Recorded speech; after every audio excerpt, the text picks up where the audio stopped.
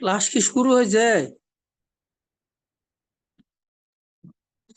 10-এ শুরু হবে, আর 6টা 10, 2 মিনিট।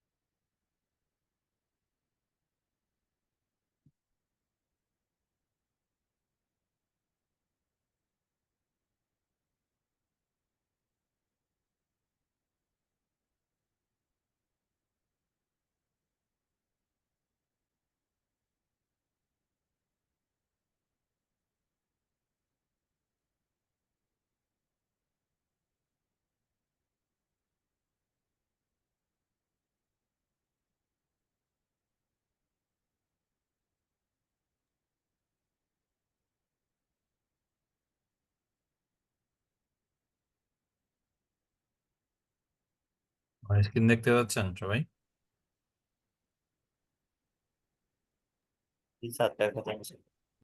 আমরা শুরু করি। লাস্ট ক্লাসে আমরা এই জেনারেল রুলস অফ মেম্বারস এবং কোরাম নিয়ে হালকা কিছু কথা বলছিলাম লাস্ট, যতদূর মনে পড়ে আমার। আচ্ছা, কোরাম বেসিক্যালি এটা কি, আমি জাস্ট রিপিট যদি আমি করি, কোরাম হলো minimum number of person, minimum number of director to start discussion of the agenda of the meeting. আবার অন্য ভাষায় যদি আমি বলি, minimum number of director need to attend to start the meeting. হ্যাঁ, এটাকে বলতেছে কোরাম। আচ্ছা, কোরামের মেইন মানে প্রয়োজনীয়তাটা কি? কোরামের প্রয়োজনীয়তাটা হলো, যখন কোনো মিটিং স্টার্ট হবে উইদাউট অ্যাটেন্ডিং দ্য কোরাম, অর্থাৎ কোরাম যদি অ্যাটেন্ড না থাকে, প্রেজেন্ট না থাকে, ততক্ষণ পর্যন্ত আমরা কোনো কোম্পানি একটার ভাষায় বলে ট্রানজেকশন বা বিজনেস ট্রানজেকশন আমরা শুরু করতে পারবো না। এবং কোরাম যদি এমনও হয় যে আমার মিটিং শুরু হইলো, মিটিং শুরুর সময় কোরাম ছিল, পরবর্তীতে সামহাও কোনো একজন চলে গেছে, কোরামটা নাই, তাহলে যখন কোরামটা থাকবে না ওই সময়ে কোনো সিদ্ধান্ত আসলে আমি এক্সিকিউট করতে পারবো না। এটা হলো কোরামের মূল এসেন্স। আচ্ছা, এখন দেখি আমাদের আইনে কি বলা আছে কোরাম নিয়ে। Quorum is the minimum number of members required to be present personally for conducting a valid meeting, provided proxy towards a quorum may be counted if permitted by the Articles of Association. আচ্ছা, প্রক্সির ব্যাপারটা আমি বলি। আপনারা এখানে তো নিশ্চয়ই অনেক কারো না কারো হয়তো বা পাবলিক লিমিটেড কোম্পানিতে বা লিস্টেড কোম্পানিতে বা শেয়ার মার্কেটে ইনভেস্টমেন্ট আছে। তো আপনারা দেখবেন যখন আপনাদের এজিএম হয়, এজিএম হওয়ার আগে আপনি কি পান? এজিএম এর নোটিশটা পান, নোটিশের সাথে আপনি ইয়া পান, আহ, আপনার ইয়া পান, কি বলে, ফাইন্যান্সিয়াল স্টেটমেন্টটা পান। দেখবেন ফাইন্যান্সিয়াল স্টেটমেন্টের লাস্ট পেজ একটা প্রক্সি ফর্ম থাকে। এই প্রক্সি ফর্মটা কেন দেয়? সেটা হলো যে, মনে করেন আপনার একটা কোম্পানিতে একটা শেয়ার আছে, তো by principal you have the right to attend the meeting, but somehow হয়তোবা আপনি মিটিং অ্যাটেন্ড করতে পারতেছেন না, হয়তোবা আপনি ওই সময় দেশে থাকবেন না, অথবা আপনার অন্য কোনো কাজ আছে। তো আপনি যদি চান তাহলে আপনি কি করতে পারেন, আপনার বদলে অন্য কাউকে পাঠাতে পারেন, যে হয়তোবা কোম্পানির শেয়ার হোল্ডার না, বাট ইউ থিঙ্ক যে উনি যদি এজিএম এ অ্যাটেন্ড করে তাহলে আপনার পক্ষে সে এজিএম এ কন্ট্রিবিউট করতে পারবে।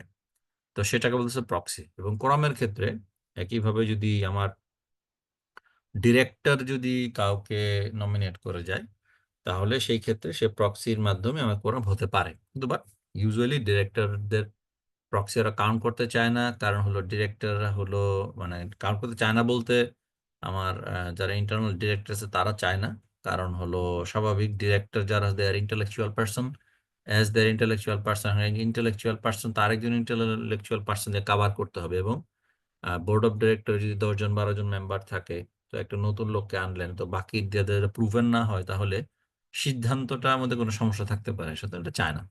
আচ্ছা, এখন কথা হলো এই প্রক্সি যে আপনার অ্যালাউ করবে, it must be covered by articles of association. এটা হলো মেইন পয়েন্ট। যদি আর্টিকেলস অফ অ্যাসোসিয়েশনে বলা থাকে যে বোর্ড অফ ডিরেক্টরের প্রক্সি অ্যালাউড না, তাহলে প্রক্সি অ্যালাউ হবে না। আচ্ছা, এখন আর্টিকেলে কিভাবে থাকবে quorum? The article must contain A provision regarding quorum that must be present at the start of the business at a meeting. If the articles do not providing anything for the quorum, provision of the act shall apply. Provision of the act বলতে আমার এখানে আমি আগেই বলছিলাম যে আমাদের যেহেতু যে কোনো কোম্পানি প্রতিষ্ঠা করতে গেলে আমার memorandum of association mandatory, but articles of association কিন্তু ম্যান্ডেটরি না। যদি আর্টিকেলস অফ অ্যাসোসিয়েশন ম্যান্ডেটরি না হয়ে থাকে তাহলে আমার যে কি বলে শিডিউল 1 যেটা আছে, শিডিউল 1 যে রেগুলেশন আছে সেগুলো আমার বাধ্যতামূলকভাবে আপনাকে মানতে হবে, এবং সেটাই আপনার আর্টিকেলস অফ অ্যাসোসিয়েশন হিসেবে কাজ করবে কোম্পানির জন্য। আচ্ছা, ওখানে কি থাকবে? The articles usually contain a provision regarding quorum that must be present to start the business at A meeting. If the articles do not provide anything about the quorum, provision of the Act shall apply. The articles may provide expressly or by implication that quorum need not be present throughout the meeting. আচ্ছা, the articles may also provide a special majority being less than quorum for an adjourned meeting. Adjourn মানে হলো আমরা যদি আইনের ভাষায় দেখবেন মুলতবি, অর্থাৎ দেখবেন আপনারা আপনারা দেখবেন যে এই কেউ যদি কোনো কোর্টে বিচার কার্যে অংশগ্রহণ করে থাকেন, অথবা আরো ইজি হলো আমরা অনেক সময় বাংলা ছবি দেখি, বাংলা ছবিতে দেখে বলা হয় যে আপনার কোনো একটা বিচার চলতেছে, মাঝখানে বলা হয় যে আজকে মুলতবি করা হলো, মুলতবি টু বি কন্টিনিউড, অর্থাৎ নেক্সট যেদিন আমার বিচার শুরু হবে সেদিন থেকে এই জায়গা থেকে শুরু হবে। একইভাবে মিটিং এর ক্ষেত্রেও you can adjourn the meeting. মনে করেন আপনি একটা মিটিং শুরু করছেন, মিটিং তো আপনার যে কোনো একটা সিদ্ধান্ত যখন হয় বা একটা মানে এই ডিসকাশন যখন হয়, দেখা যায় যে ওই ডিসকাশনটা আমার কি থাকে অনেক কি বলে এই লম্বা হয়। হ্যাঁ, তো দেখা যায় যে লম্বা হইতে হইতে এমনও সিচুয়েশন দাঁড়াইতে পারে যে আপনার হয়তো বা কি বলে এই ওই দিনের মধ্যে মিটিংটা শেষ করা সম্ভব হয় নাই, তাহলে আপনি করতে পারেন পরের দিন বা কনভেনিয়েন্ট টাইমে এটা অ্যাডজন করতে পারেন, কিন্তু but it must be covered by articles. Section 85(2) of the Companies Act 1994 authorizes the article to make provision for quorum. In absence of a specific provision in the articles of the company, the provision as mentioned in Section 85(2) of the articles shall apply. ঠিক আছে, 85(2) তে কি বলা আছে তাহলে? বলা আছে 2 or more members holding not less than 1/10 or the total share capital paid up, or if the company has not a share capital not less than 5% in the number of members of the company may call a meeting. আচ্ছা, যে কোনো meeting call করার ক্ষেত্রে, একটা হলো meeting call করার ক্ষেত্রে 2 অথবা ততোধিক শেয়ার হোল্ডার টোটাল যারা 1/10 মিনিমাম 1/10 শেয়ার হোল্ড করে তারা they can be call a meeting. এখন যদি কোনো কোম্পানি আমার ইয়া হয় কি বলে শেয়ার ক্যাপিটাল না থাকে, যেমন মনে করেন আমরা দেখছি আগে আনলিমিটেড কোম্পানি হতে পারে, তারপরে লিমিটেড বাই গ্যারান্টি হতে পারে। তো সেক্ষেত্রে লিমিটেড বাই গ্যারান্টি বা আনলিমিটেড কোম্পানি যদি হয় তাহলে বলছে যে total number of member, number of share holder, number of মেম্বারই বলি, কারণ শেয়ার হোল্ডার যেহেতু শেয়ার নাই তো শেয়ার হোল্ডারটা আসলে this is not right word to use here. Number of member যারা আছে যদি 5% মেম্বার হয় তাহলেই তারা একটা মিটিং কল করতে পারে। In the case of a private company, এটা এতক্ষণ বললাম আমরা public company, in the case of private company whose number of members does not exceed 6, 2 members, and if such member exceeds 6, 3 members, and in the case of any other company, 5 members personally present shall be a quorum. এটা important line. Private limited company যার share holder 6 জন, তার ক্ষেত্রে 2 জন quorum হবে যদি articles of অ্যাসোসিয়েশনে বলা না থাকে। যদি 6 জনের বেশি হয় তাহলে সেখানে 3 জন। আর অন্যান্য কোম্পানির ক্ষেত্রে 5 জন। অন্যান্য কোম্পানি বলতে মনে করেন আগেরটা হলো আমি মিটিং কল করতে পারবো, আর এটা হলো মিটিং কল করলাম, মিটিং শুরু করতে পারবো কয়জন নিয়ে। হ্যাঁ, তো এখন এখানে হলো অন্য কোম্পানির ক্ষেত্রে আমার 5 জন should be quorum. Any member elected by the members present at meeting may be chairman of দেয়ার।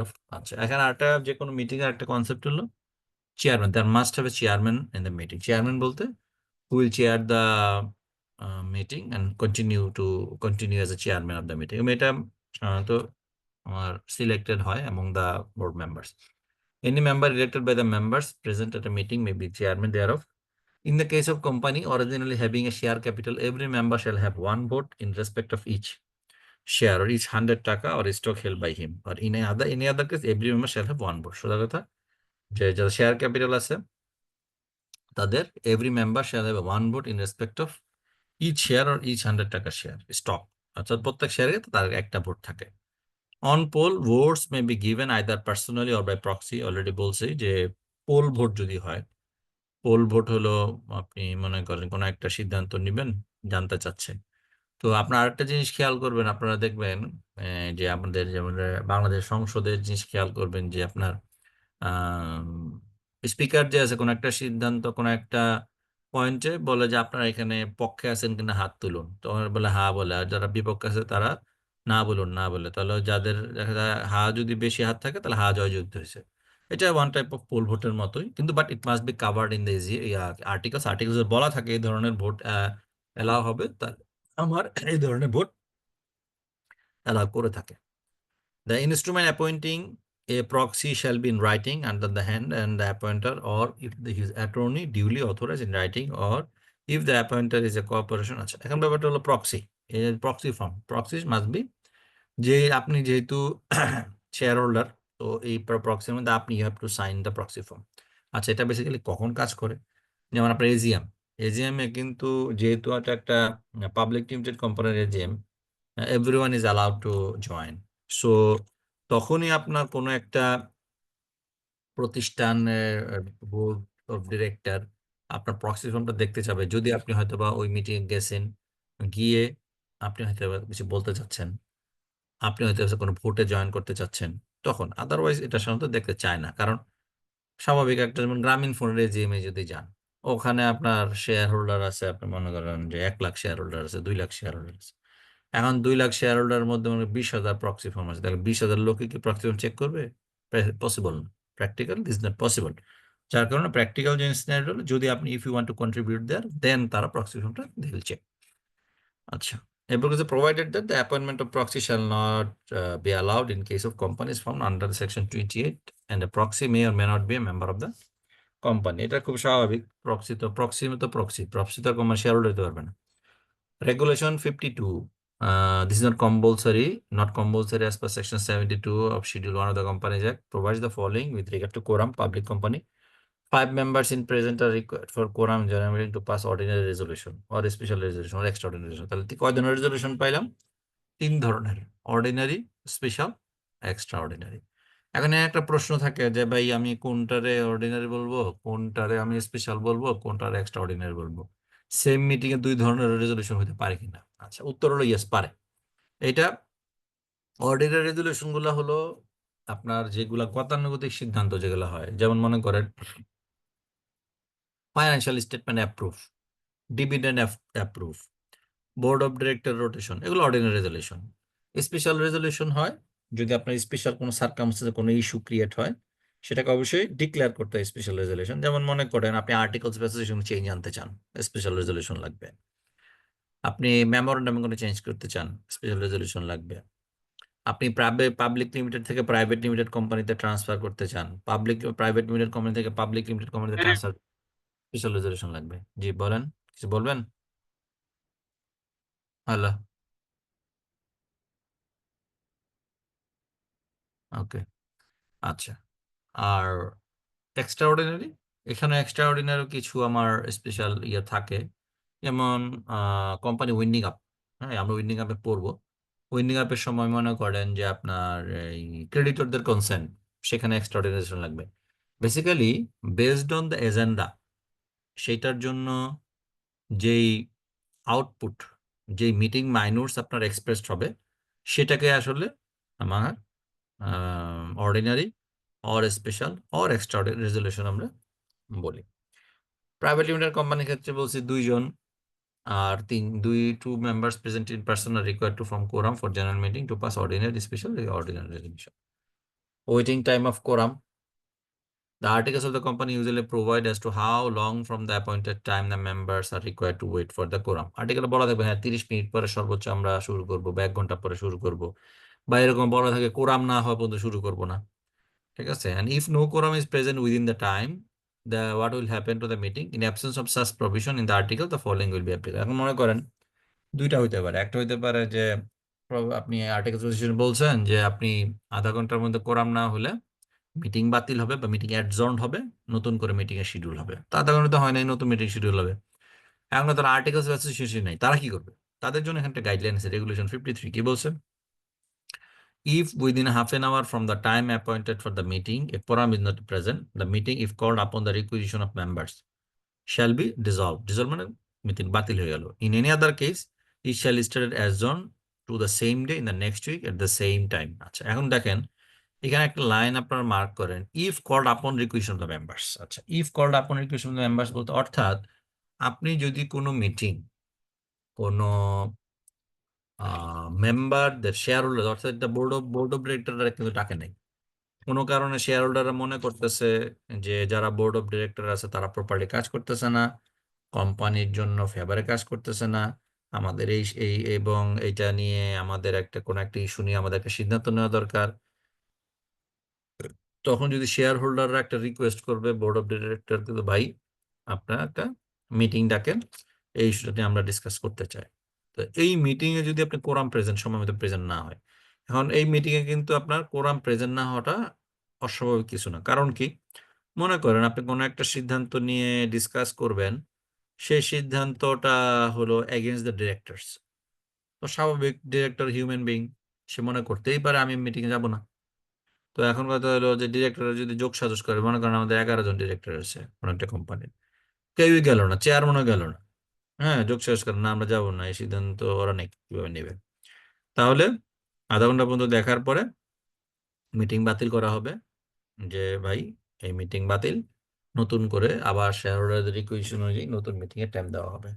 এখন মনে করেন যে না, এটা শেয়ার হোল্ডারদের রিকোয়েশন রেগুলার মিটিং, মানে এজিএম হতে পারে, বোর্ড মিটিং হতে পারে, রেগুলার মিটিং, সেই ক্ষেত্রে বলছে এটা ডিজলভ হবে না, বাট অ্যাডজর্ন হবে। অ্যাডজর্ন মানে মুলতবি, অর্থাৎ টু বি কন্টিনিউড টাইপের।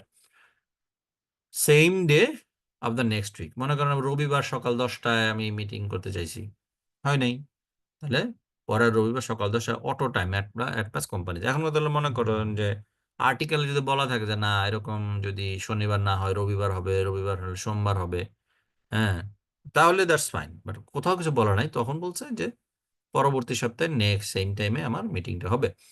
আচ্ছা,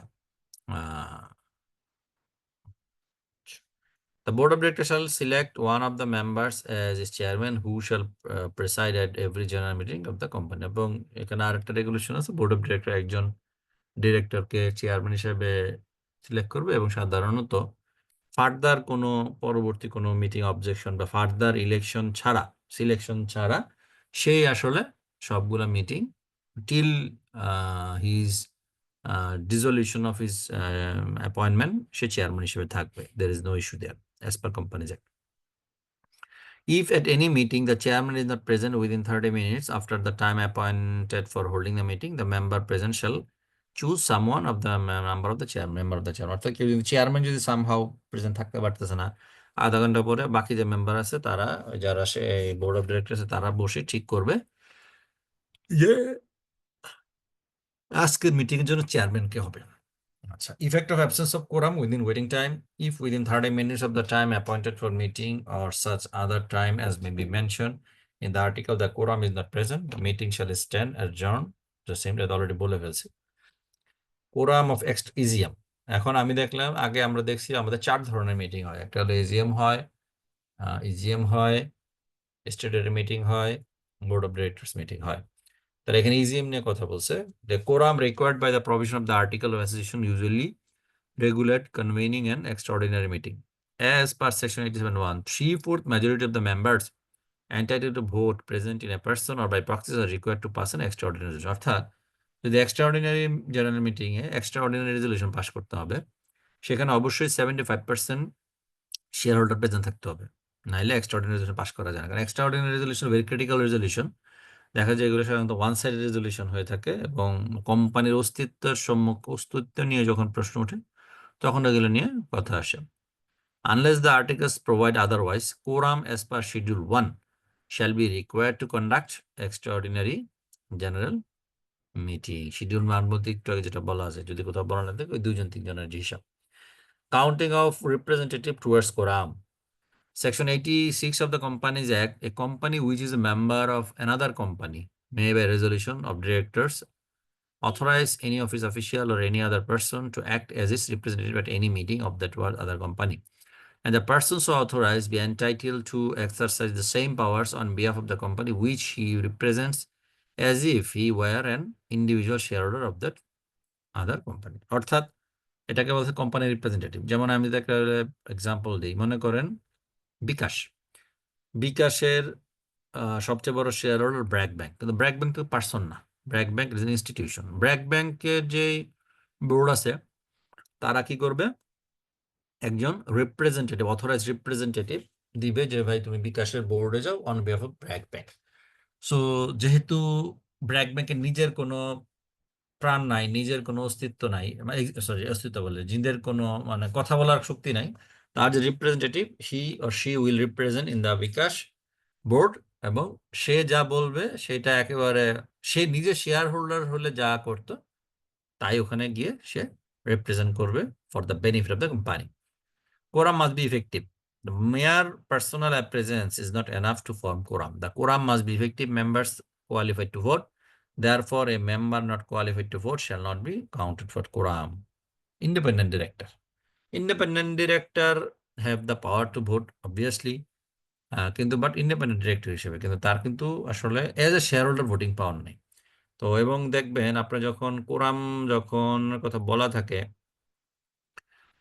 যারা শেয়ার হোল্ডার ডিরেক্টর আছে তাদের কথা সহ আসলে বলা থাকে কোরামের কথা। আর যে কোনো মিটিং ইফেক্টিভ হইতে হলে আপনাকে ইফেক্টিভ কোরাম লাগবে, ineffective quorum will not work.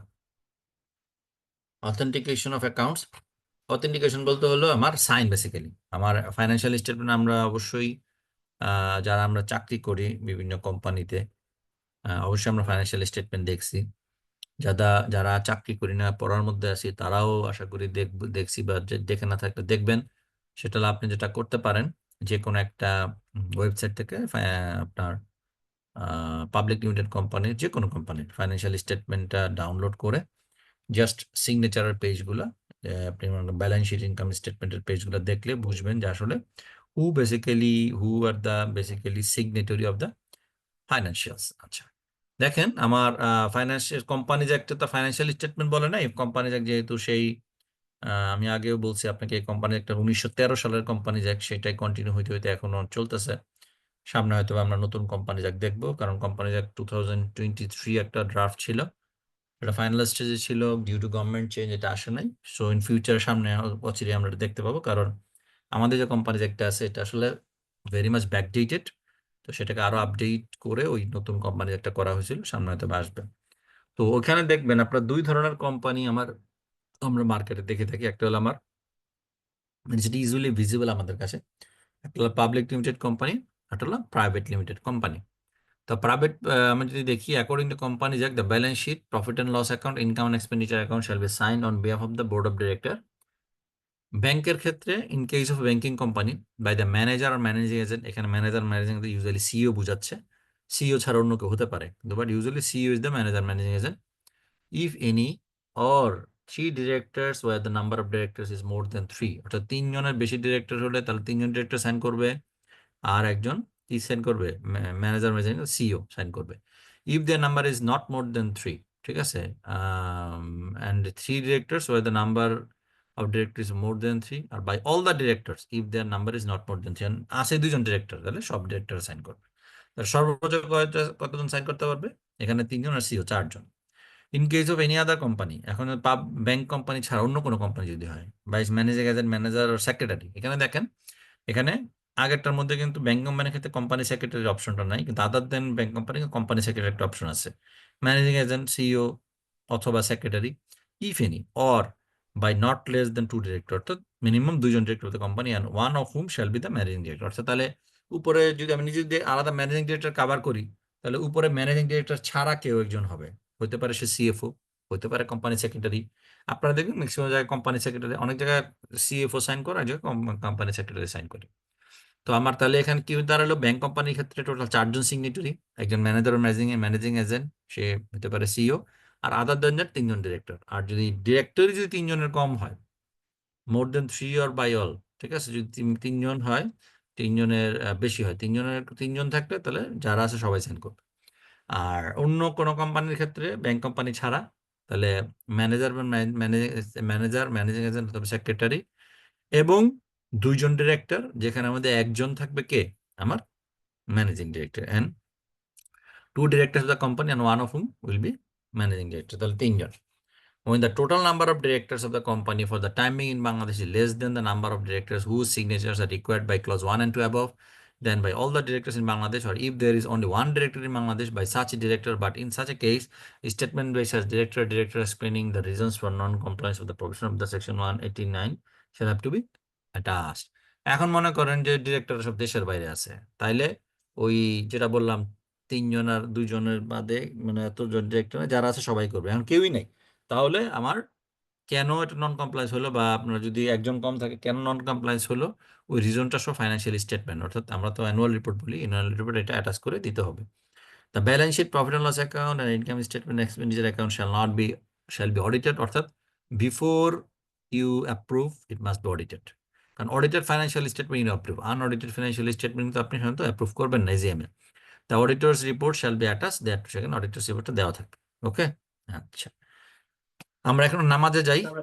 6:35 বাজে, আমরা ইনশাআল্লাহ বা 6:45 শুরু করার চেষ্টা করবো, ঠিক আছে? আপনারা 6:45 মধ্যে চলে আসবেন, ঠিক আছে? ঠিক আছে স্যার। হুম।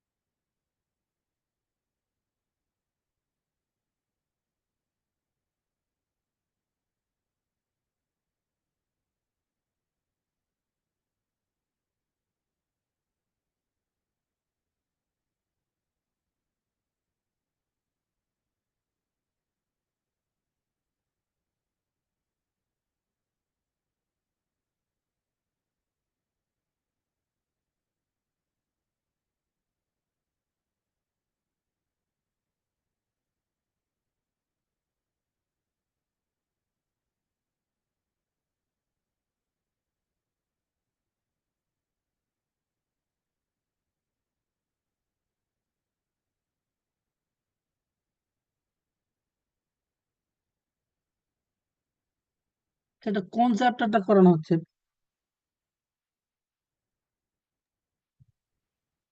হ্যালো?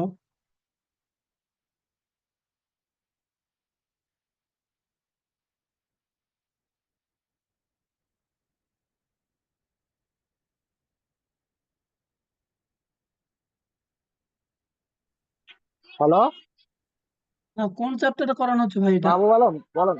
হ্যাঁ, হ্যাঁ, হ্যাঁ। ভাই আমি তো ঢুকলাম, এখন নামাজের নামাজের পরে আমরা দেখতে পাবো, সমস্যা নেই। না, ঠিক আছে, কিন্তু ওই যে আমরা কোন স্যার কোন চ্যাপ্টারটা শুরু করছে, মানে কোনটা করাচ্ছে? 6:45 থেকে শুরু হবে, ঠিক আছে? মানে ক্লাস তো 6:45 বুঝলি, এটা স্যার তো নামাজ গেছে। কোম্পানি ল আর মিটিং পড়াচ্ছে, ঠিক আছে? কোম্পানি অ্যাক্ট 1994, ওইটা ওইটা আপনি কোম্পানি ল পড়েন, দেখেন কোন চ্যাপ্টারে আছে। কোম্পানি হ্যাঁ ল। হ্যাঁ হ্যাঁ হ্যাঁ, ওর মিটিং পড়াচ্ছে। এই দেখেন manual page 50।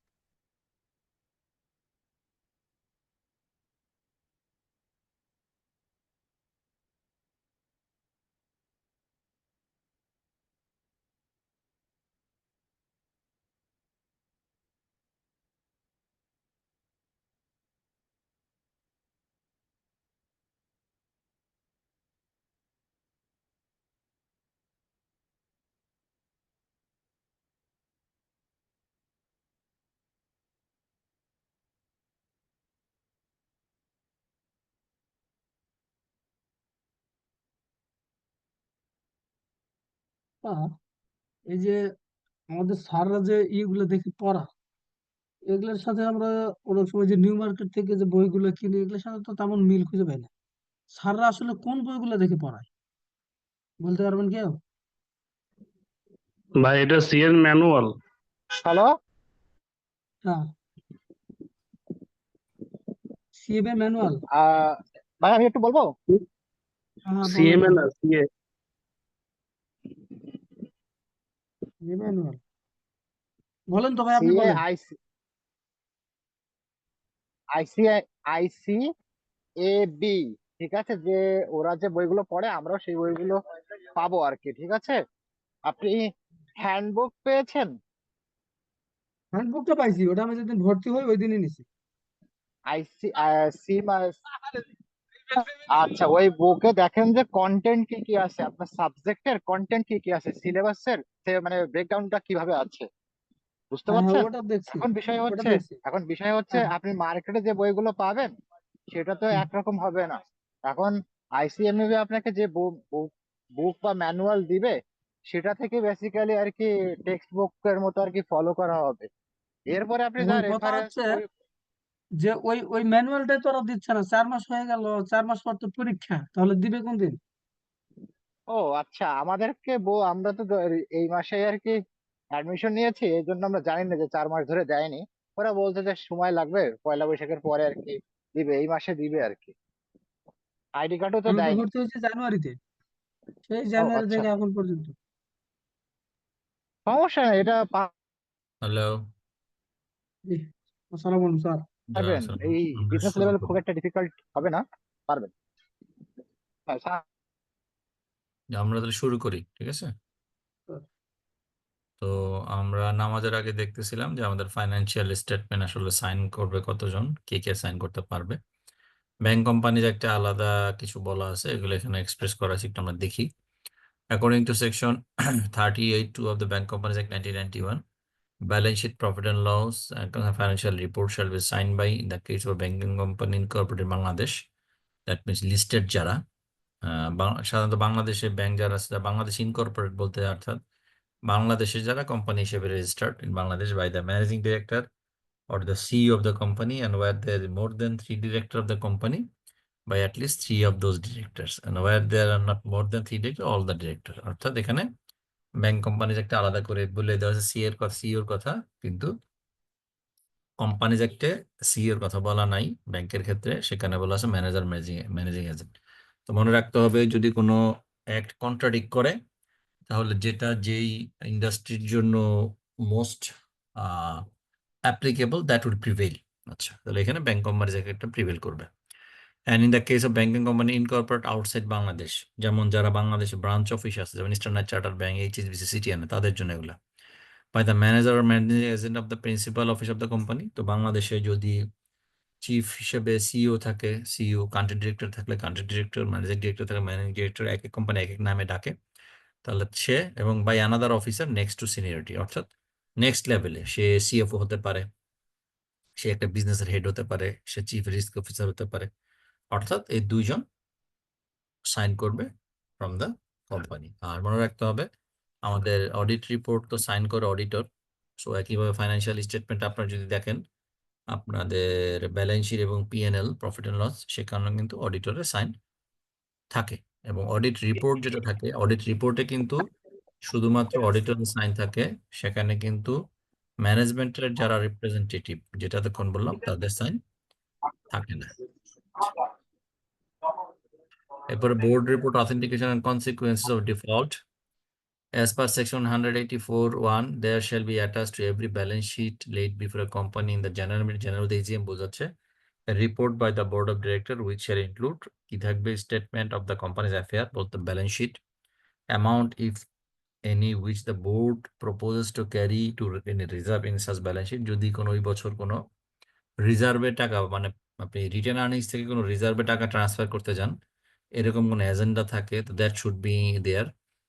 Material change or and commitments, if any, affecting the position of the company which has occurred between the end of the financial year of the company to which the balance sheet is related and date of the report। অর্থাৎ এটাকে বলা হয় events after balance sheet date. আপনার যদি আমরা IFRS যদি কেউ পড়ে থাকি, আইএফআরএস আমরা দেখবো IAS 10 events after balance sheet date, অর্থাৎ যদি এরকম কিছু হয় যেটার কারণে মনে করেন ব্যালেন্স শিট আমার ক্লোজ হলো 31 ডিসেম্বর, আমার অডিট হয়তো বা ক্লোজ হলো 31শে মার্চ, তাহলে এখন এই বা অডিট রিপোর্ট আমার হয়তো বা এই মিটিংটা এজিএমটা হচ্ছে 31শে মার্চ অ্যাজিউমড, তাহলে আমার 31 ডিসেম্বর থেকে 31শে মার্চের মধ্যে এমন কোনো material event that impact the financials, তাহলে সেইগুলো সেখানে বলা থাকতে হবে। তারপর as per section 184(1) the board's report and any addendum thereto shall be signed by the chairman if authorized in the behalf of the board or by the directors as required to the authority the accounts of the company। আচ্ছা, এই বোর্ডের report কি হবে এবং addendum কোনো change যদি হয়ে থাকে তাহলে অবশ্যই চেয়ারম্যান দ্বারা সাইন হবে, আর যদি চেয়ারম্যান না থাকে কোনো একটা যদি কোনো একজন ডিরেক্টর সাইন করবে। ফাইলিং অফ অ্যানুয়াল লিস্ট দরকার নাই আপাতত। ডিভিডেন্ড এন্ড রিজার্ভ কি বলছে? Regulation 96 of the Schedule 1, the company's general meeting may declare dividend, but no dividend shall exceed the amount recommended by the directors. Dividend shall be paid within the 2 months from the date of its declaration. আচ্ছা, এটা একটা আমি বলি, ডিভিডেন্ডের অ্যাপ্রুভালটা 2 লেয়ারে হয়। একটা হলো board of director, তার আগে একটা মিটিং করে তাকে প্রপোজ করে, সে তারা প্রপোজ করে বেসড অন কয়েকটা কনটেক্সট। একটা কনটেক্সট হলো রেগুলেশন মধ্যে যেমন যদি স্পেসিফিক রেগুলেশন বলে থাকে যে তুমি 20% কম ডিভিডেন্ড দিতে পারবা না, সো সেটা একটা মাথায় রাখা হয় 1 নাম্বার। 2 নাম্বার হলো যে আমার স্বাভাবিক আমি রিটার্ন আর্নিংসের টাকা যদি আমি রেখে দেই তাহলে I need to further invest, তো whether I have the enough opportunity to invest or not.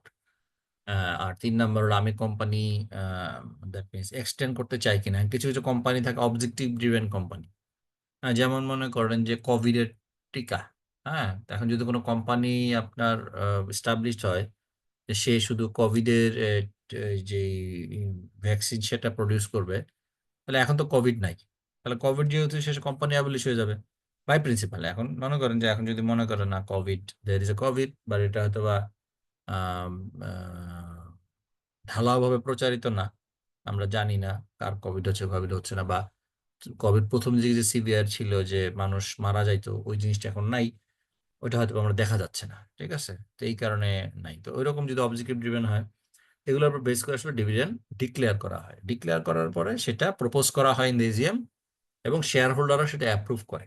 এখন শেয়ার হোল্ডাররা কি চাইলে কি ডিভিডেন্ড বাড়াইতে পারে কিনা?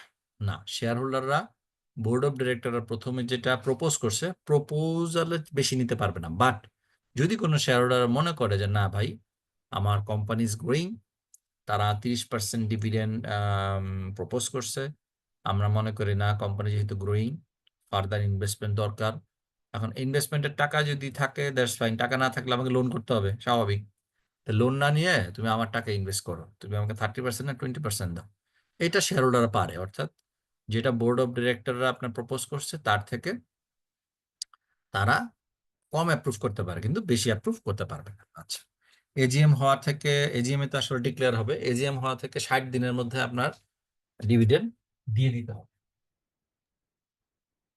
স্যার এটা 60 দিন ঠিক না,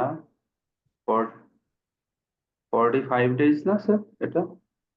এখানে তো আমি উইদিন 2 মান্থস দেখছি আমি, dividend shall be paid within 2 months of his declaration, এই যে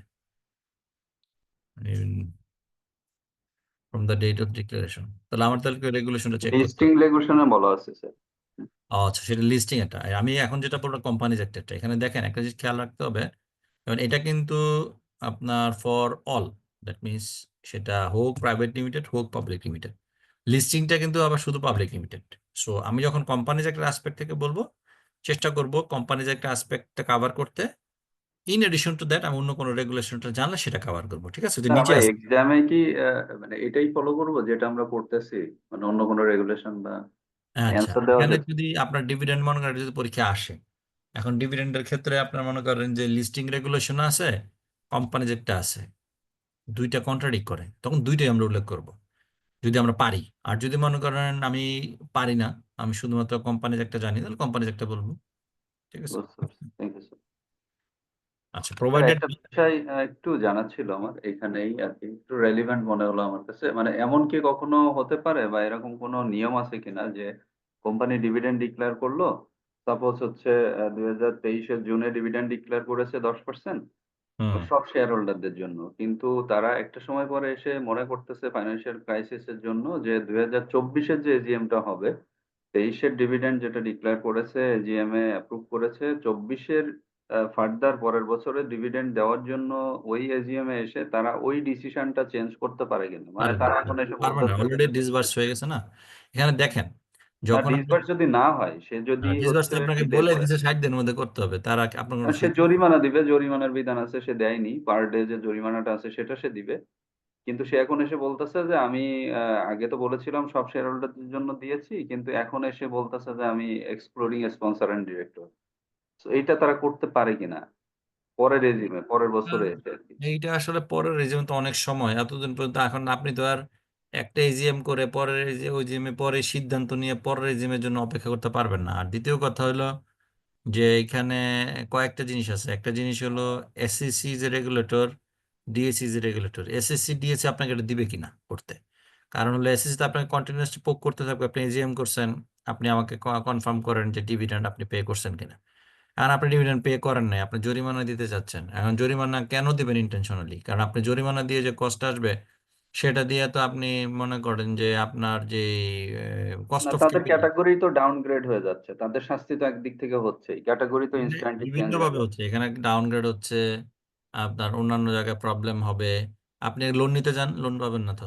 লোন পাবে না, মার্জিন লোন পাবে না, তাদের তাহলে বোর্ড তাহলে ভেঙে যেতে তাহলে পারে। সে করবে কেন এটা? তা মানে সে সে এখন করবে সামহাও এটা করছে, এখন মানে কেন করবে? ক্যাটাগরি এখন জেডে ব্যাপারটা চলে হলো, এখন গেছে। মনে করেন আপনি যদি মনে করেন যে অটোক্রেটিক কোম্পানি যদি হয়, যেটি নামে মাত্র ডেমোক্রেটিক, আমি অটোক্রেটিক, হ্যাঁ সে করছে, এখন করার পরে রেগুলেশন অনুযায়ী যে ব্যবস্থা আছে সেগুলো নিতে হবে আর কি। এখন করতে পারবে কিনা আমি এই ধরনের কেস আমি জানি না, প্র্যাকটিক্যালি হইতে পারে, কারণ কিন্তু এখন না মানে কোম্পানি আইন বা কোথাও এই ধরনের কোনো কোম্পানি এরকম কিছু ব্যাকওয়ার্ডের কিছু বলা নেই। আচ্ছা, কোম্পানি তো মানে এখন ব্যাপারটা কি, এখানে দেখেন আমাদের আইনগুলা কিন্তু পৃথিবীতে আইন দুই ধরনের হয়, একটা রুল বেস, একটা হলো প্রিন্সিপাল বেস। বাংলাদেশের রেগুলেশন কিন্তু প্রিন্সিপাল বেস। প্রিন্সিপাল বেসে কি বলা হয়েছে, আপনাকে কতগুলা নর্ম দিয়ে ওপেন ছেড়ে দেওয়া হয়েছে। এখন যদি ওটা না করেন কি হবে, তাহলে নর্মের এগেনস্টে যাওয়া হবে। বাট ইউএসএ কিন্তু রুল বেস। ইউএসএ কিন্তু বলাই আছে যে ভাই এটা তোমার করতে হবে, না করলে এটা থেকে যদি 0.1% এদিক সেদিক হয়, আমি মানবো না। প্রিন্সিপালে কিন্তু there always there is scope for judgement. আপনি একটা করতে গেছেন, মনে করেন যে প্রিন্সিপালের সুবিধাটা কি, অনেক এনভায়রনমেন্ট চেঞ্জ হচ্ছে। যেমন এখন আপনি যদি দেখেন আজকের দিনে আর্টিফিশিয়াল ইন্টেলিজেন্স ইজ ইনকর্পোরেটেড, তাহলে এখন প্রত্যেকটা কাজে আপনার আর্টিফিশিয়াল ইন্টেলিজেন্স ঢুকতেছে। তো এখন আপনি যখন কোনো একটা সিদ্ধান্ত নিতে যাবেন, যদি সেখানে আর্টিফিশিয়াল ইন্টেলিজেন্সের কোনো ইনভলভমেন্ট থাকে, তাহলে সেটাকে আপনি কি করতে পারতেছেন, এক্সিস্টিং আইনের মধ্যে ইনকর্পোরেট করতে পারতেছেন। রুল বেজে কিন্তু বলা আছে ভাই আর্টিফিশিয়াল ইন্টেলিজেন্স সম্বন্ধে আমি কিছু জানি না, সো আর্টিফিশিয়াল ইন্টেলিজেন্স নিয়ে কিছু করা যাবে না। যখন এখানে বলে দিবে হ্যাঁ আর্টিফিশিয়াল ইন্টেলিজেন্সের মাধ্যমে যদি আমি ডকুমেন্ট প্রিজার্ভ করি, অথবা আর্টিফিশিয়াল ইন্টেলিজেন্সের মাধ্যমে যদি আমি কোনো সিদ্ধান্ত নেই, সেই সিদ্ধান্ত যদি আমার in favour of the organization হয়, তাহলে সেটা মানা যাবে, তখনই সেটা মানা যাবে। সো এইখানে আপনি আমাদের চাই হলো প্রিন্সিপাল বেস। সো কন্টেক্সচুয়াল, অর্থাৎ যদি আমার আপনি যে কন্টেক্সচুয়াল ক্রিয়েট হয়, তখন কি হবে, আমার ওই প্রত্যেকটা আইন ঘেটে ঘেটে দেখতে হবে যে এটা না করলে কি হবে, না করলে কি হবে, এরপরে একটা জায়গায় আমি কনক্লুশনে পৌঁছাবো। বাট ওপেনলি আসলে বলা সম্ভব না আইনে এবং কিছু বলা আছে কিনা। ঠিক আছে। Thank you. Provided that the period of 2 months shall not apply in case where there is a dispute regarding the right to receive the payment or the dividend has been lawfully adjusted by the company against any sum due to it from the shareholder। অর্থাৎ cash দেওয়ার মতো obligation যদি না থেকে থাকে, তাহলে এই 2 মাস আসলে অ্যাপ্লাই করবে না। এখন আসেন আপনার লিস্টিং রেগুলেশনে কি বলা আছে। However, clause 28 of Dhaka Stock Exchange Listing Regulations 2015 states that the issuer of a listed security shall, within 30 days from the declaration or approval, as the case may be, based on written option collected from the securities holders concerned, pay of the dividend। দেখেন আপনি বলছেন 45 দিন, এখানে তো দেখেন 30 দিন লেখা।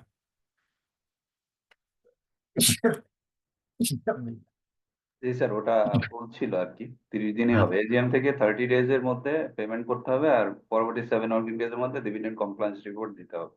ওকে ওকে ঠিক আছে।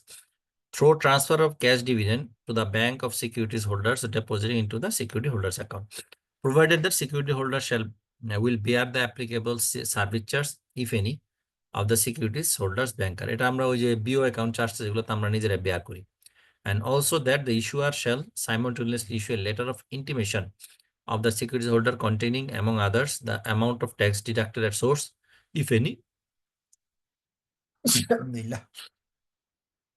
the date and amount remitted with details of the bank through and to which the bank such remittance has been effected, or through issuance of cash dividend warrant in the name and address of the security holder concerned as provided in the beneficiary owner's account, BO account set up in case of dematerialized securities, or as provided by the securities holder in case of paper securities. এখন তো সবই আসলে dematerialized securities হয়ে গেছে, paper securities মনে হয় very minimum কিছু আগের গুলো রয়ে গেছে।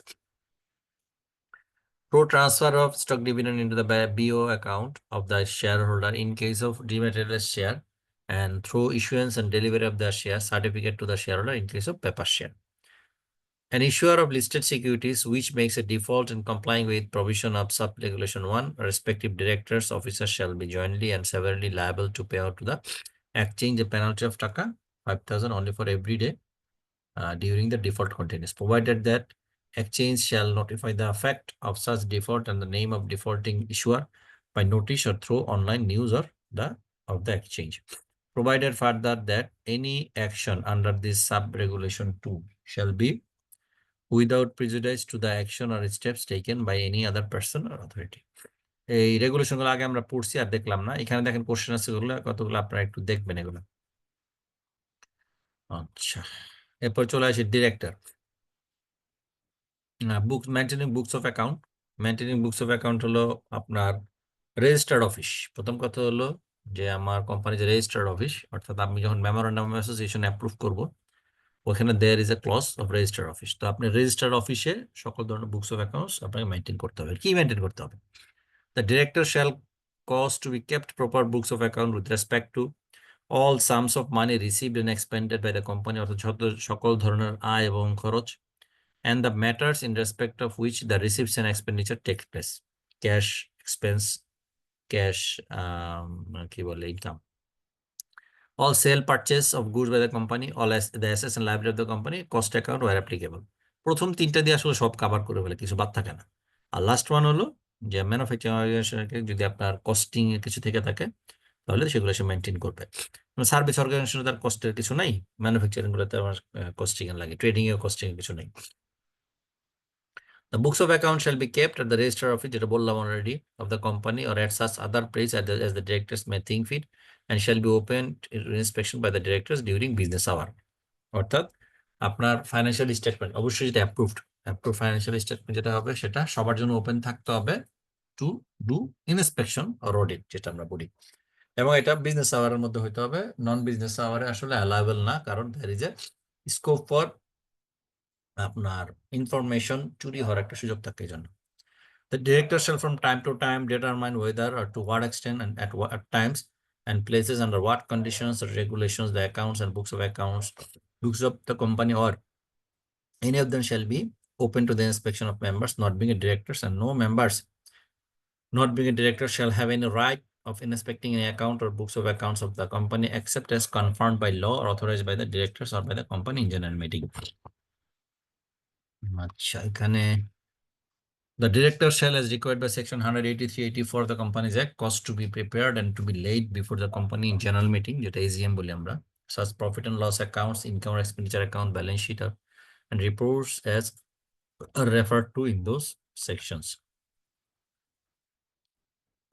The profit and loss account shall, in addition to the matters referred to in subsection 2 of section 185 of the Companies Act, show arranged under the most convenient heads the amount of gross income diminished in case of bank company by the amount of any provision made to the satisfaction of the auditors for bad and doubtful debts, distinguishing the separate sources from which it has been derived, and the amount of gross expenditure distinguishing the expense of establishment, salaries and other like matters. এখানে আপনারা দেখবেন financial statement যখন তৈরি করেন, financial স্টেটমেন্টে আপনার admin এক্সপেন্সের মধ্যে কিছু এক্সপেন্স দেখেন এক্সপ্রেসলি বলা থাকে, যেমন স্যালারি, ডিরেক্টরস রেমুনারেশন, এই যে হেডগুলো কিন্তু এইখান থেকে ডিটেইল, মানে that means to understandable to the shareholder or the যারা ইন্সপেকশন করবে সেই পার্সপেক্টিভ থেকে এগুলো আসছে। এখানে ডিটেল দেখলাম না, এখানে এগুলো আচ্ছা অডিট প্রতি বছর অবশ্যই অডিট করাইতে হবে। কি বলেছে? অডিটর্স shall be appointed and their duties regulated in accordance with section 212 and 230 of the Companies Act or any stated modification thereof for the time being in force. Director already বলছি, the directors are persons elected by the shareholders from among themselves for the purpose of managing the business of the company. Public limited company, there is a separate of ownership from control. To protect the interests of the company and of the shareholder, there must be directors. Section 91 states that every public company and private company which is a subsidiary public company shall have at least 3 directors. অর্থাৎ কোম্পানিকে বলা আছে minimum 3 director আর ওনার দেখে 2 director. Every private company other than a private company mentioned in subsection 1 shall have at least 2 director. অর্থাৎ any public company 3 director, any private company which is a subsidiary of that public company 3 director, আর যেটা private company যেটা কোনো public limited company subsidiary না তার জন্য 2 director minimum. অ্যাপয়েন্টমেন্টের ক্ষেত্রে কতগুলা আছে ক্লজ আছে দেখেন। Every company shall have at least 3 director, minimum 3 জন ডিরেক্টর থাকতে হবে, এটা দেখলাম যেটা পাবলিক লিমিটেড কোম্পানির ক্ষেত্রে। Only natural person can be director. The director shall be appointed by members in general AGM এ আমার ডিরেক্টর অ্যাপয়েন্টেড হবে। Casual vacancy may however be fulfil by the director. Casual vacancy আগে আলোচনা করছি, casual vacancy fulfil করবে ডিরেক্টররা।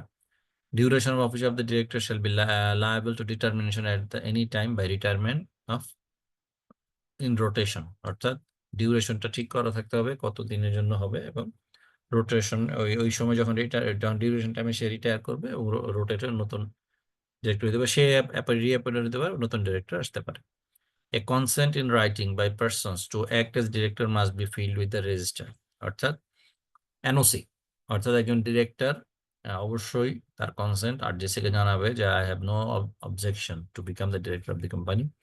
A consent of directors to take qualification share must be filled with the register or signed the memorandum of association by taking qualification share। আমরা প্রথমে দেখছি qualification share হলো আর্টিকেলে বলা থাকে যে আপনি কোনো একটা কোম্পানির ডিরেক্টর হতে চান তাহলে আপনি মিনিমাম কোয়ালিফিকেশন শেয়ার নিতে হবে। তো সেটার জন্য একটা এনওসি লাগবে যে আই হ্যাভ নো অবজেকশন, কারণ অনেক সময় অনেকে জোর করে বলতে পারে আপনার শেয়ার নিতে হবে। A signed consent to act as a director should accompany by the proposal for directorship to the company.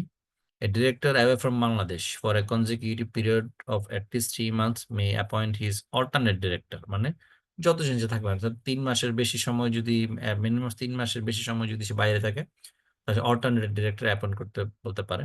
Ifs authorized by the article or by resolution of the general meeting, অর্থাৎ যদি article resolution বলা থাকে alternate director করা যাবে তাহলে করবেন, যদি আর্টিকেলে বলা নাই তাহলে রেজলিউশন পাস করে আমরা মিটিং এ আপনি একটা মিটিং মাইনাস করে রেজলিউশন পাস করে আপনি করতে পারবেন। Who cannot be a director? Restriction on appointment. Section 92 of the Companies Act lays down that a person shall not be capable of being appointed director of a company by the article, shall not be named as a director or proposed director of a company or in relation to any intent company in any prospectus issued by the company or in any statement in your prospectus filed by or on behalf of the company unless before the registration of the article of the publication of the prospectus or the filing of the statement of the prospectus as the case may be, he has by himself sign authorized in writing। এটার main জিনিস যে আপনার NOC, যদি সে company যে কোনো একজন director আপনি appoint করছেন কিন্তু সে তার এনওসি দেয় নাই আরজিসি কে জানায় নাই যে আমি ডিরেক্টর হতে কোনো আপত্তি নাই, তাহলে সে আসলে ডিরেক্টর হতে পারবে না, অবশ্যই তার এনওসি লাগবে। Sign and file with the registration consent in writing to act as a director, যেটা বললাম। And in the case of a company having a share capital, either sign the memorandum for a number of shares not less than his qualification share or taken from the company or paid or agreed to pay for his qualification share, or sign and file with the register a company in writing to take from the company and pay his qualification share, or made or filed with the register an affidavit to the effect that a number of share not less than his qualification share are registered in his name। এবং যখন সে consent দিবে তখন সে একটা consent দিবে যে ভাই আমি qualification share কিনছি যতটুকু আমার জন্য অ্যাসাইন করা ছিল, এখন কিনি নাই, মনে করে কিনি নাই, তাহলে বলতে হবে যে ভাই as per articles of association এত তারিখের মধ্যে, হয়তোবা সেটা সর্বোচ্চ 60 দিন হয়, 60 দিনের মধ্যে আমি কিনবো, না আদারওয়াইজ আমার ডিরেক্টরশিপ বাতিল হয়ে যাবে। On the application of a registration of the memorandum article, if any of the company, the applicant shall file with the register a list of the persons who have consented to be director of the company. অর্থাৎ যখন memorandum article যখন আপনি রেজিস্ট্রেশনের জন্য দিবেন, ওখানে কিন্তু যারা ডিরেক্টর হওয়ার জন্য কনসেন্ট দিছে তাদের একটা লিস্ট দিতে হবে, প্লাস এনওসি গুলো দিতে হবে। If this list contains the name of any person who has not so consented, অর্থাৎ সে এনওসি দেয় নাই, the applicant shall be liable to a fine not exceeding 2000 টাকা। অর্থাৎ প্রথম দায়িত্ব হলো তার এনওসি নিতে হবে, এবং এনওসি নেওয়ার পরে তার আর্টিকেলস অফ মেমোরান্ডাম যখন রেজিস্ট্রেশনের জন্য দিতে হবে, সাথে নামগুলো দিতে হবে। The above provision shall not apply to the appointment of CEO. CEO তো আসলে not a director, কারণ সিইও এর জন্য এনওসি দরকার নাই, by whatever name called of any insurance company or banking company as a director of that company if the article thereof provides for such appointment. এখন আর্টিকেলে বলা থাকে একজন বোর্ড মেম্বার সে MD হতে পারবে, তাহলে তার জন্য ওইটার জন্য তার এনওসি দেওয়ার দরকার নেই যদি আর্টিকেল বলা থাকে। Qualification share একটু আগে দেখলাম, দেখি what is qualification share. The articles of a company usually fix a minimum number of shares which every director must subscribe in order to become a director. This minimum number is known as the qualification shares. It is the duty of every director who is required by the articles to hold a specified share qualification who has not already qualified himself accordingly to obtain his qualification within 2 months after his appointment or such shorter time as may be fixed by the article. অর্থাৎ articles অ্যাসোসিয়েশনে বলা থাকে যে একজন লোক director হিসেবে appoint হওয়ার পরে সে 30 দিনের মধ্যে কোয়ালিফিকেশন বাই করবে, তাহলে 30 দিনের মধ্যে করতে হবে। যদি আর্টিকেলে কোথাও কিছু বলা নাই, তাহলে অ্যাজ পার রেগুলেশন 60 দিন সর্বোচ্চ সময়, 60 দিনের মধ্যে তার কোয়ালিফিকেশন শেয়ারটা অ্যাভেল করে নিতে হবে। If after the expiration of the period mentioned in subsection 1, any such unqualified person act as a director of the company, he shall be liable to a fine not exceeding 2000 taka for every day between the expiration of the said period and the last day of which it is proved that he acted as a director. অর্থাৎ যদি সে তার qualification কিনে নাই তারপরে directorship continue করতেছে, তাহলে প্রতিদিনের জন্য তার 2000 টাকা করে তার জরিমানা হবে টিল হি কন্টিনিউস কন্টিনিউ হিজ 200 না স্যার, এটা 200। এটা কি 200? হ্যাঁ 200, সরি 200 টাকা। ওকে, ডিসকোয়ালিফিকেশন এটা আপনাদের পরীক্ষায় আসে, হু ক্যানট বি এ ডিরেক্টর। সোজা কথা, ডিরেক্টর হইতে হলে সুস্থ মানুষ হতে হবে, অসুস্থ মানুষ ডিরেক্টর হতে পারবে না। সলভেন্ট হইতে হবে, ইনসলভেন্ট মানুষ ডিরেক্টর হতে পারবে না। এই দুইটা জিনিস, ঠিক আছে, একটা হলো সুস্থ, একটা insolvent. According to section 94, a person shall not be capable of being appointed as director of a company if he has been found to be unsound mind by a competent court and the finding is in force. Unsound mind মানে আপনার মনে করেন যে সিদ্ধান্ত নেওয়ার মতো capability নাই, মানে অন্যমনস্ক অলওয়েজ। আনজাস্ট ইনসলভেন্ট, এটা কোর্ট আপনাকে ইনসলভেন্ট বললে, আমি আপনি বললে হবে না। কোর্ট যখন আপনাকে ইনসলভেন্ট ডিক্লেয়ার করবে তখন you are not capable of being a director of the company. এখন যদি আপনি কোনো একটা কোম্পানির ডিরেক্টর আছেন, আপনাকে ইনসলভেন্ট ডিক্লেয়ার করার, তাহলে যেদিন ডিক্লেয়ার করাবো ওই দিন থেকে আপনার ডিউটি ডিসচার্জ, আপনি আর ওই কোম্পানির ডিরেক্টর হিসেবে কাজ করতে পারবেন না। or he has applied to be adjudicated as an insolvent and his application is pending. আচ্ছা, অনেক সময় আচ্ছা ইনসলভেন্সি জিনিস একটু বুঝি, হাউ ইনসলভেন্সি ওয়ার্ক। একটা হইতে পারে যে আপনি আপনার ক্রেডিটরকে আপনি টাকা দিতে পারতেছেন না, ক্রেডিটর আপনাকে বললো যে ভাই এই লোক টাকা দিতে পারতেছে না, এই লোকের পর্যাপ্ত সম্পত্তি ইনসলভেন্ট ডিক্লেয়ার করে, তখন কোর্ট হিয়ারিং করবে, হিয়ারিং করে ইনসলভেন্সি কিন্তু এত সহজে ডিক্লেয়ার করে না, কারণ ইনসলভেন্ট ডিক্লেয়ার করলে অনেক ধরনের ফেসিলিটি আছে যেগুলা তারা পাবে না, পাশাপাশি তার যে ক্রেডিটররা আছে তারাও কিন্তু অনেক টাকা পয়সা পাবে না। তো কোর্ট কোনো সময় চায় না একটা লোক ইনসলভেন্ট ডিক্লেয়ার করে দুই পার্টিকে বিপদে ফেলাইতে, তারা সময় দেয় যে ঠিক আছে ফাইন, আপনি এখন আপনি বলতেছেন হবে না, আপনি 6 মাস সময় নেন, 6 মাস সময় নিয়ে দেখেন এটা আপনি পজিশন রিকভার করতে পারেন কিনা। আরেকটা হচ্ছে ইট মাইসেলফ, অর্থাৎ আমি বুঝতেছি যে আমার যে পরিমাণ লোন আছে আমার পক্ষে এগুলো পে অফ করা সম্ভব না, আমার যে অ্যাসেট আছে সেটা বিক্রি করেও সম্ভব না, আমার যে মর্গেজ প্রপার্টি আছে সেগুলো বিক্রি করেও পসিবল না, এবং আমি নিজে লিভলিহুড চালাতে পারতেছি না। অর্থাৎ একে তো আমি লোন দিতে পারবো না, দুই আমার নিজের ফ্যামিলি মেম্বার চালাতে পারবো, তখন আমি কোর্টকে বলতে পারি যে ভাই দেখেন আমি আমার যত লোন আছে লোন আমি চালাতে পারতেছি না, আমার যে বেসিক নিড আছে সেটা আমি কন্টিনিউ করতে পারতেছি না, আমাকে ইনসলভেন্ট ডিক্লেয়ার করেন।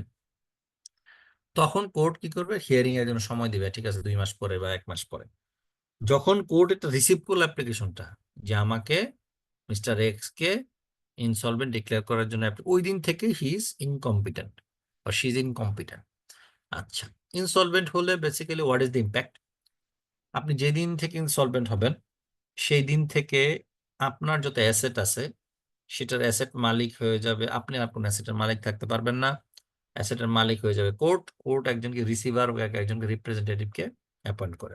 কোর্ট কেন এগুলো নিবে? কোর্ট বা রিসিভার এগুলো নিয়ে আপনার যে ক্রেডিটর আছে যারা ক্রেডিটরের লিস্ট করে প্রায়োরিটি বেসিসে, আপনার ইনসলভেন্সি অ্যাক্টের মধ্যে দেয়ার ইজ এ প্রায়োরিটি দেওয়া আছে, প্রায়োরিটি বেসিসে সেই অ্যাসেট গুলো বিক্রি করে আপনাকে শোধ করবে। এখন প্রশ্ন, তাহলে আপনার সকল অ্যাসেট যদি সে নিয়ে নেয়, লায়াবিলিটি যদি সে নিয়ে নেয়, কোর্ট নিয়ে নেয়, তাহলে আপনি কেমনে চলবেন? তখন আপনি কোর্টে অ্যাপ্লিকেশন করবেন, দেখেন ভাই আমার লিভলিওর, আমার হয়তো একজন সন্তান আছে, আমার স্ত্রী আছে, আমি আছি, আমার চলার জন্য আমার বেসিক নিড ফুলফিল করার জন্য আমার মিনিমাম প্রতিদিন আমার 1,000 টাকা দরকার, আপনারা 1,000 টাকার ব্যবস্থা করেন। তখন ওই তার অ্যাসেট থেকেই সে তো ব্যবস্থা করবে যে ভাই তারা 1,000 টাকা করে প্রতিদিন দেওয়া হবে টু লিভলিহুড। এবং সে মনে করেন দেশের বাইরে যেতে পারবে না, তারপরে তার নাগরিকত্ব ইস্যু হবে, সে কোনো জায়গায় শেয়ার ব্যবসা করতে পারবে না, তার পারমিশন লাগবে, অনেক প্রবলেম আছে। আর ভাইস ভার্সা, তার লায়াবিলিটি ডিসচার্জ হয়ে যাবে। এখন কথা হলো এক লোক 100 কোটি টাকা পায়, সে তার কোর্ট তাকে ইনসলভেন্ট ডিক্লেয়ার করছে, তার অ্যাসেট বিক্রি করে 10 কোটি টাকা দিতে পারছে, ওই লোক আর কোনোদিন ওই লোকের কাছে বাকি 90 কোটি টাকা চাইতে পারবে না, কারণ সে ইনসলভেন্ট। এখন প্রশ্ন হলো, সে ইনসলভেন্ট থেকে যদি সলভেন্ট হয় তাহলে কি ডিমান্ড করতে পারবে কিনা? ইয়েস, তাহলে পারবে। যদি আমি ইনসলভেন্ট ছিলাম, সামহা মনে করেন কেউ একজন শুভাকাঙ্ক্ষী আমার বলে, নাও তোমার কাছে আমি টাকা পাইতা, তুমি আমার কাছে টাকা পাইতা, এই নাও 50 কোটি টাকা নাও, তখন আপনি আবার সলভেন্টের পর্যায়ে চলে গেছেন। তখন আপনার এই যারা আপনার স্টেক হোল্ডার আছে তারা আপনার কাছে আসতে পারবে যে ভাইয়া টাকা দাও, কিন্তু বাট যেহেতু কোর্টের মাধ্যমে আপনি ইনসলভেন্ট ডিক্লেয়ার করেছেন, it must be resolve by court.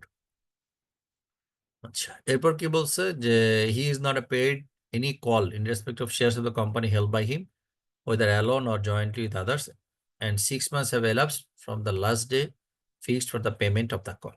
এটা এখন আর হয় না, আগে হইতো। যে যদি এরকম হয়, মনে করেন যে ইনস্টলমেন্টে যদি কোনো পারচেস থেকে থাকে, যে 2টা বা 3টা বা 4টা, কোন একটা ইনস্টলমেন্টে তার কাছে চাওয়া হয়েছে, 6 মাস যাবত সে টাকা দিচ্ছে না, তাহলে সে ডিরেক্টর হতে পারবে না, বা সে যে ডিরেক্টর যদি থাকে তাহলে তার পজিশন ভ্যাকেন্ট হয়ে যাবে। Minor cannot be director. Okay, minor representative can be director, minor cannot be director. A company may in its articles provide additional ground for disqualification. এখন যদি কোম্পানি আর্টিকেলে কিছু এডিশনাল গ্রাউন্ড মেনটেন করে, যেমন ethnic অনেক কিছু থাকতে পারে। এথনিক বলতে হলো যে মনে করেন যে আমি এই কোম্পানিটা মনে করেন পাহাড়ি অঞ্চলে আছে, এটার ওনাররা সব পাহাড়ি লোকজন, এখন সে যদি বলে দেয় যে না এখানে নন পাহাড়ি কেউ ডিরেক্টর হতে পারবে না, তো এটা একটা এথনিসিটি ব্যাপার, হ্যাঁ এটা বলতে পারে চাইলে। হ্যাঁ, তো আবার অনেক কিছু অর্গানাইজেশন রিজিয়নাল, যে বা আপনার কি বলে বেসড অন রিলিজিয়ন। যেমন মনে করেন আপনার কোন একটা অর্গানাইজেশন, এটা মনে করেন যে কথার কথা মুসলমানদের কি করে ধর্মীয় জিনিসপত্র বানায়, যেমন নামাজের মুসলা, কোরআন শরীফ ছাপায়। কারণ ওখানে যদি সে বলে দেয় যে এখানে কোনো শেয়ার হোল্ডার বা ডিরেক্টর কোনো আদার দেন মুসলিম হতে পারবে না, হ্যাঁ ওটা বলতে পারে, এটা বেসড অন রিকোয়ারমেন্ট। তবে এটা অবশ্যই, তো এটা যদি আপনি বললে তো হলো না, এটা must be approved by the RJSC approve করতে হবে। যেটা এখন আপনি ইন্ডিয়াতে একটা সমস্যা হচ্ছে, আপনি যদি দেখে থাকেন ওই যে কি আইন করতে চায় ওরা, ওই যে ওয়াকফ বোর্ডের মধ্যে নন মুসলিম তারা ঢুকাতে চাচ্ছে আইন চেঞ্জ করে। যদিও বা হাইকোর্ট চ্যালেঞ্জ করছে, যে হাইকোর্ট বলছে যে এই নন মুসলিম দিয়ে এখানে বেনিফিট কি হবে, তো এটা এখনো পেন্ডিং, হিয়ারিং এর জন্য পেন্ডিং আছে। আচ্ছা, vacation of the office of director. Vacation বলতে কোম্পানির ডিরেক্টর চলে গেছে অথবা কোম্পানির ডিরেক্টরশিপ নাই এখন, ঠিক আছে। Under Section 108 of the Companies Act, the office of a director shall become vacant under the following circumstances: if he fails to obtain within the due date or at any time thereafter ceases to hold the qualification share of any necessary for his appointment, he is found to be insolvent, he is adjust and insolvent, or আগের যে 4টা হয়েছে, যে 4টা কারণ, এই প্রথম 4টা যেটা, এই 4টা যখন হয়ে যাবে তখনই সে ইনসলভেন্ট হয়ে যাবে, সোজা কথা। এখানে 4টা, if he or any firm of which he is a partner or any private firm, company of which he is a director, without the sanction of the company, general meeting accepts or holds any official profit under the company other than that of managing director, manager আর legal technical adviser, banker. অর্থাৎ আপনি director হিসেবে শুধু remuneration ছাড়া আর কিছু পাওয়ার এখতিয়ার নাই, dividend পাইতে পারেন। এখন আপনি যদি এমপ্লয়ি ডিরেক্টর হন, যেমন ম্যানেজিং ডিরেক্টর অথবা কোনো একটা finance director private limited company থেকে, তাহলে আপনি পাইতে পারেন। আদার দেন কিন্তু আপনি পাইতে পারেন না। যদি নিয়ে থাকেন কোম্পানি থেকে, তাহলে সাথে সাথে আপনার ডিরেক্টরশিপ বাতিল হয়ে যাবে। If he absents himself for 3 consecutive meetings, অর্থাৎ director or from all the meetings, the directors for a continuous period of 3 months, whichever is longer, অর্থাৎ কেউ যদি পরপর 3টা মিটিং অথবা 3 মাস কন্টিনিউয়াস 3 মাসের জন্য মধ্যে যে মিটিং হচ্ছে whichever is longer অ্যাবসেন্ট থাকে, তাহলে তার এবং সেটা অবশ্যই উইদাউট এনি নোটিফাইং, সে নোটিফাই করছে যে ভাই আমি দেশের বাইরে যাব, 1 মাস বাইরে থাকবো, তখন কিন্তু এই যে তার এই যে অ্যাবসেন্টের পিরিয়ডটা সেটা কাউন্টেড হবে না। If you are any firm of which he is a partner or any private company of which he is a director, as well as a loan or guarantee from the company in contravention section 103, 103 বলা আছে, নিচে দেখবেন loan কখন নেওয়া যাবে, কতটুকু নেওয়া যাবে, কোন টার্মে নেওয়া যাবে। যদি সে কন্ট্রাভেন করে যে লোন নিছে কিন্তু 103 সে মানে নাই, তাহলে তার ডিরেক্টরশিপ ক্যান্সেল হয়ে যাবে। If he acts in contravention section 105, 105 যদি না মানে, তাহলে তার ডিরেক্টরশিপ ক্যান্সেল হবে। লোন টু ডিরেক্টর সিম্পল যদি আমি বলি, যদি কোনো কোম্পানির ব্যবসায়ী হলো লোন দেওয়া, যেমন ব্যাংক এনবিএফআই, সেখান থেকে লোন নিতে পারবেন, সমস্যা নেই ডিরেক্টর হলেও। বাট আপনার কাজ লোন দেওয়া না, তাহলে আপনার লোন নেওয়াটা লজিক্যাল না। আচ্ছা, কি বলছে?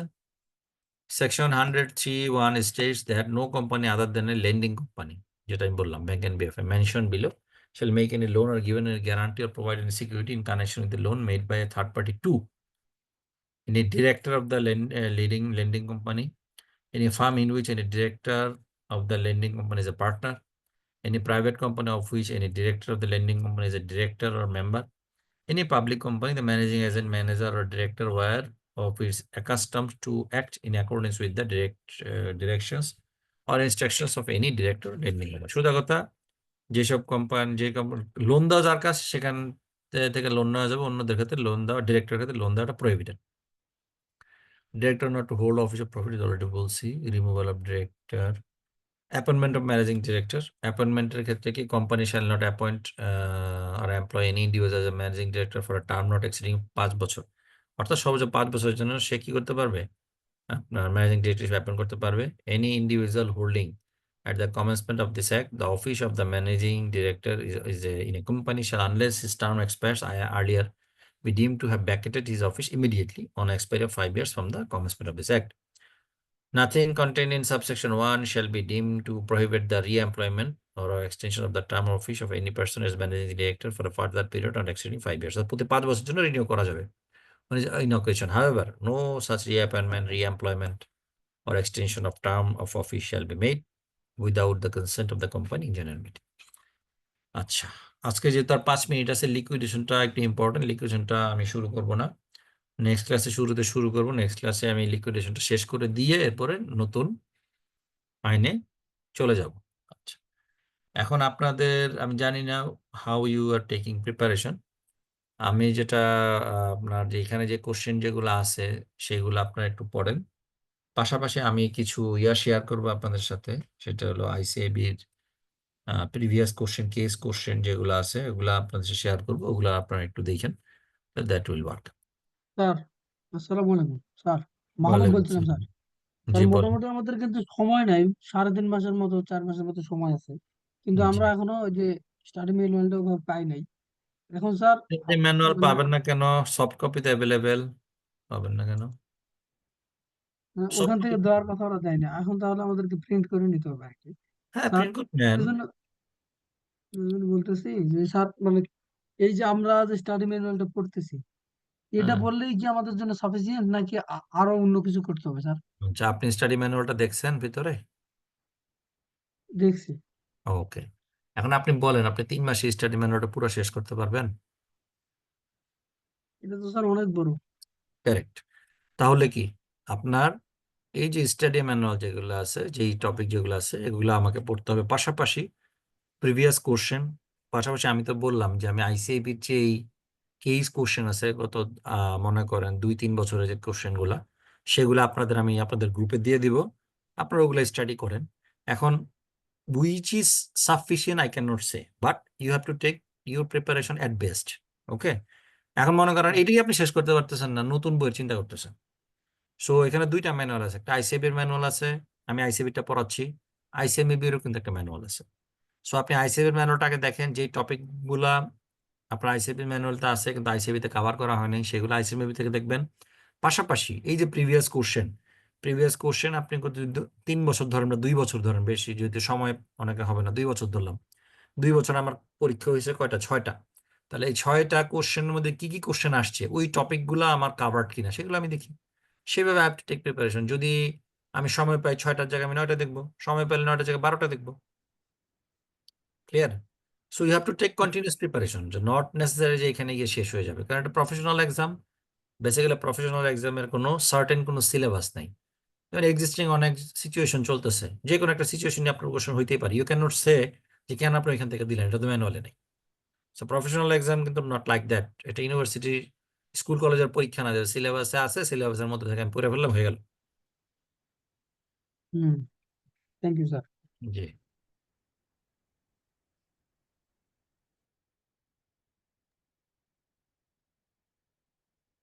কারো কোনো কোশ্চেন থাকলে বলেন, নাহলে আই ক্লোজ টুডে।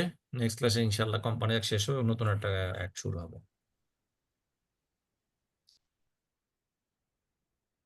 আপাতত কোশ্চেন নাই স্যার। আচ্ছা, আর কারো কোশ্চেন প্রিভিয়াস কোশ্চেন গুলো, স্যার আমাদের প্রিভিয়াস কোশ্চেন গুলো একটু শেয়ার করলে ভালো হয় আর্লি। আমি আইসিএবি এর গুলা আমি করব, আইসিএমএবি এর গুলো আমাকে দেখতে হবে একটু। ঠিক আছে, এটা আপনারা ইয়াতে পাবেন, শুনেন, আমার কাছ থেকে না নিয়ে বেটার আপনি আপনার লাইব্রেরিতে যান, লাইব্রেরিতে আপনি একেবারে ইয়া আকারেই পাবেন। ওইখানে দেখবেন অনেক বড় ভাইরা আছে আপনাদের, তারা এগুলো অলরেডি যারা কন্টিনিউস পড়তেছে তাদের কাছে পাবেন। পাশাপাশি লাইব্রেরিতে আমাদের সময় যত মনে পড়ে, আমি লাইব্রেরিতে বলে আসলে, যারা ওইখানে স্টাফ থাকে ওদেরকে বলে আসলে ওরা ফটোকপি করে আপনাকে দেয়। সো সেখান থেকে কালেক্ট করতে পারেন, ডোন্ট ওয়েট ফর মি, কারণ আমার সময় ও সুযোগ অনুযায়ী আমি দিব। সো আমার জন্য ওয়েট করি, it may be late. Okay, sir CM এর কোশ্চেন কি 21 সাল থেকে দেখলেই হবে নতুন সিলেবাসের? আপনি যত পিছনে যাইতে পারেন, আপনি রিসেন্ট দিয়ে শুরু করেন, আপনি 21 সাল থেকে যদি দেখেন তো কতগুলো কোশ্চেন হিসাব আছে আপনার। আপনি প্রথমে প্রিভিয়াস 1 বছর দেখেন, শেষ করলেন, পরের 1 বছর যান। এখানে ব্যাপারটা প্রিপারেশনটা কন্টিনিউয়াস প্রিপারেশন। আপনি এরকম না যে 21 সাল পর্যন্ত দেখে ফেললাম, দেখার পর আর দেখার দরকার নো, যত বেশি, কারণ এখানে there is no certain destination. Sir এগুলোর অ্যান্সার খুঁজে পাওয়া তো কষ্ট, মানে অ্যান্সার তো ডিরেক্ট দেওয়া আইসিএবি, আপনার আইসিএবি যেটা আছে এগুলো অ্যান্সার আইসিএবির ওয়েবসাইটে পাবেন, বা আমি দিয়ে দিব।